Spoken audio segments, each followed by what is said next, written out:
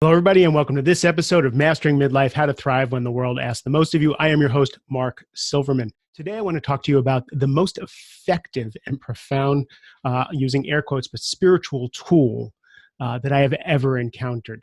This tool has helped unhook me from countless resentments of being wrapped around the axle for so many things.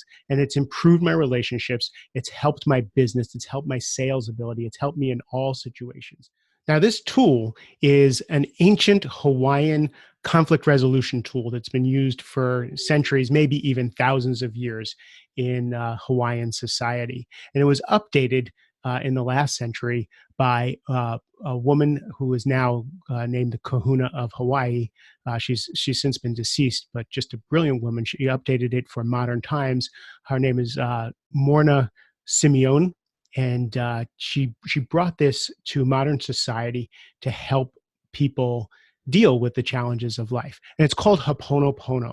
Dr. Hew Len, who was a prominent psychiatrist in Hawaii, brought this to the mainstream in his conversations with Joe Vitale. Joe Vitale is a self-help guru, a money-making guru who cashes in on almost everything. Really, really cool guy. Nothing wrong with all his get-rich-quick schemes. But he heard about Dr. Hew Len and the legend, which I'm going to tell you about in a minute, and wrote a book called Zero Limits, which is about getting to zero state, which was what I was talking about before, is getting to a calmer state, getting to a place where we're not so invested in the outcome. Zero state is when we know that we don't know whether something should happen or shouldn't happen, and we just get neutral about the situation, which is then when we can create in an even better light. So Joe turned this totally mainstream. He's teaching all kinds of courses on it. I loved Ho'oponopono so much that I went and got certified from Dr. Hew Len's course, because it has been such a profound effect on my life and on the lives of my clients.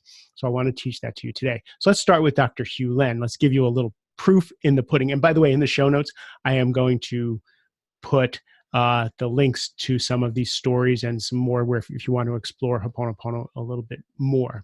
So Dr. Hew Len was given a position at a hospital for the criminally insane in Hawaii. And there had been many directors of this hospital, and none of them lasted very long. In fact, the staff didn't last very long. And a lot of the inmates, there was 200 and some odd inmates, were in chains, and they were absolutely unmanageable. The place was falling apart. It needed paint. It needed cleaning. And it was in really bad shape. And about 2.5 years after Dr. Hew Len took over, the hospital closed. All of the inmates improved to such a vast state that they were able to be put in more minimal security and more healthier environments. And what happened over the years was Dr. Hew Len performed Ho'oponopono. And as he performed Ho'oponopono, which I'm going to teach you, as he worked with the karma, with the energies, with the healing of these criminally insane men and women, including the staff stopped turning over. The place started getting cleaned. It started getting painted. The people became more engaged. He didn't even meet with many of the patients. What he did was he performed Ho'oponopono, which again we're going to talk about.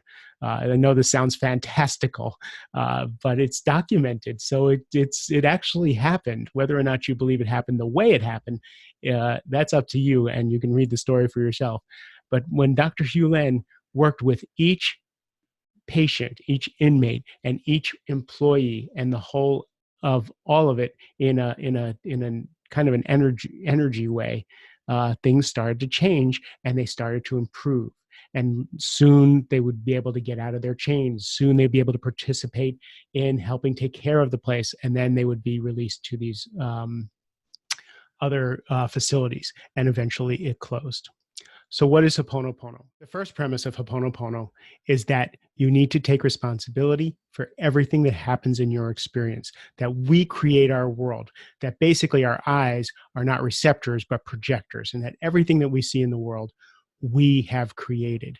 Now, you can take that all the way down to the karmic level, to the non-duality level of responsibility for creating our entire world, or you can just take it on a practical level, that when we see things, when we hear things, when we experience things, they come in and we they go through our belief systems, they go through our conceptual thinking, they go through our histories, and we decide what we see from what our judgments are, and it happens in a split second.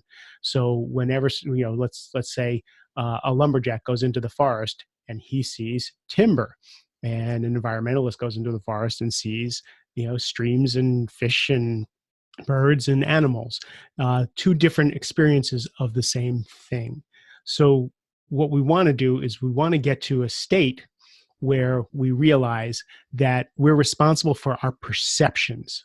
Again, we can go all the way to responsible for everything and creating our worlds, to just the practical. Okay, so now that we're taking responsibility for our perceptions of the world and how we think about the world and how we react to the things that are coming into our world, what do we do with it?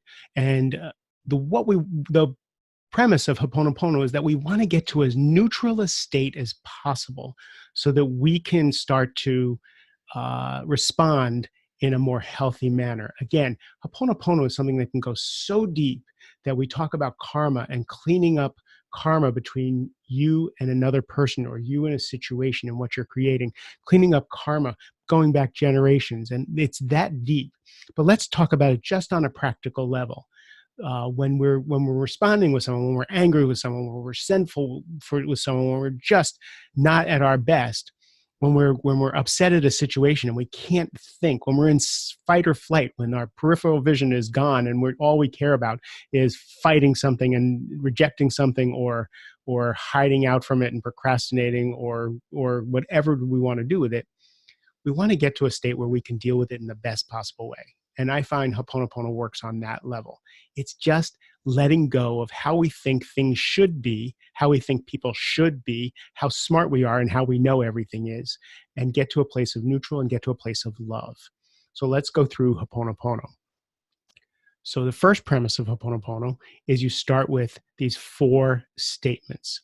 It's I'm sorry, forgive me, thank you, I love you. I'm sorry, please forgive me, thank you, I love you. Let's start with each one. And when I take people through it, I have them work through each one with a person or a situation. So let's start with I'm sorry.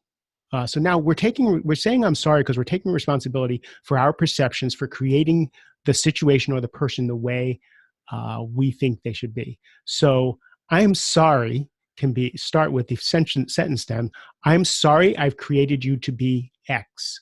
I'm sorry that I perceive you. I'm sorry that I created you to be selfish. I'm sorry I created you to be irresponsible. I'm sorry that I created you, or I'm sorry that my perception of you is that you're irresponsible. I'm sorry that my perception of you is that you're mean. I'm sorry that my perception of you is that you're vindictive, right? So we're just kind of taking responsibility that we've judged and we've decided that this is the way it's supposed to be.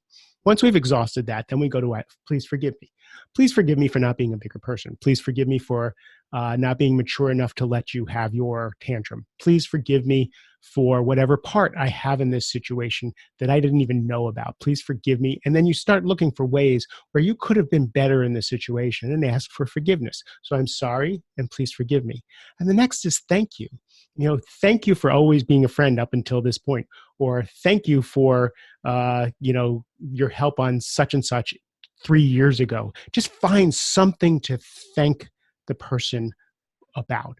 Often I have this with people who are getting divorced. I always help one of the spouses with, thank you for giving me children. Thank you for being a good mother. Thank you for being a good father. And even though I created you to be a horrible wife or husband, even though I perceived you to be a horrible wife or husband, right? So thank you. Find anything you can do to thank them for. Thank you for just breathing and being a child of God. Whatever you can find for them. And then the last is I love you. You don't even have to mean it. You just say, I love you. So I'm sorry, please forgive me. Thank you, and I love you. And then after you've gone through it once, go through it a second time. See if you can dig a little deeper. And what we're looking for is release. We're looking for not being so right that this person is 100% horrible. We're looking for this situation. You know, how do Byron Katie always says, if I argue with reality, I only lose 100% of the time. So when I'm like, this shouldn't be happening, this plane shouldn't be broken, and I should be taking off now, or this hotel room just looks horrible, if we can just get to neutral, going, maybe this saved my life. Maybe not getting on this plane is the best thing that ever happened. Who knows? What do I know, right? So we're getting to zero state. We're getting to a neutrality. And what we're really doing is cleaning up whatever karma, whatever bad vibes that are happening, because even though this isn't a new age conversation, you're sending out vibes and it's affecting the people that you're talking to. So whenever you release, it's often a release of the other person. And I'm sure you've experienced that before. When you've forgiven somebody, they melt uh, most of the time, and you are able to move on. So I will put in the notes ways that you can learn more about this, ways that you can practice this. But it is really the most powerful tool I have ever learned, and I have ever used, and I've ever taught. So just try it out for yourself. I'm sorry. Please forgive me. Thank you. And I love you. And have a great rest of the day.